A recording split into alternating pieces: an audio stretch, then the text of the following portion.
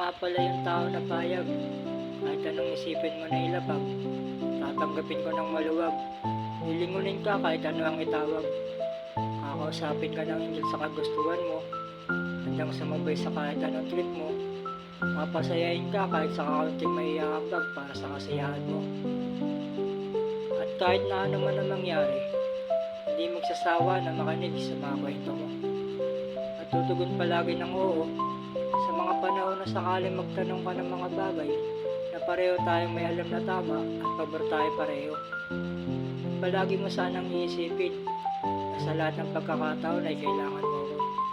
Dahil sa ilang mga bagay ay kailangan ko rin ng opinion mula sa iyo. At ayan ay nangangahulugan na pareho tayo ng gusto.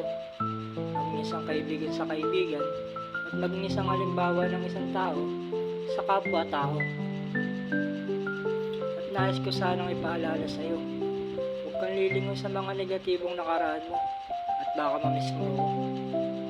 Dahil kung saan ka naging masaya, nakasama mo ako. At kung sakaling medyo may iniisip ka, balikan mo yung mga araw na nakasama mo ako. Nang sa ganun, bumalik kahit saglit lang ngiti sa mukha mo, kaibigan ko. Palagi mong tatandaan na ako ay isa lang sa maraming nagmamahal sa'yo.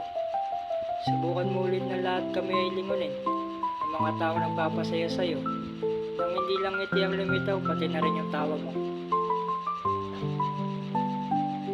At sa pagkakataong ito, pare ko, kung sakaling masilayan ng imahe ng taong wala naman sa iyong tabi, lagi mo sanang tatandaan na ako, ikaw, sila at kami ay tayo na isa lang ang mga ninanais sa buhay, ang maging malaya at magkaroon ng masayang buhay. Kaya kung papalarin man tayo sa lahat ng mga aspeto natin sa buhay at magtagumpay, lagi mong isipin na sa bawat ngiti mo ay dama din namin. Ang tagumpay mo ay tagumpay rin namin. Ang lahat ng tinatahak sa mundo ay masasaksihan lang natin sa kung saan tayo nang galing ay doon rin tayo muling dumating.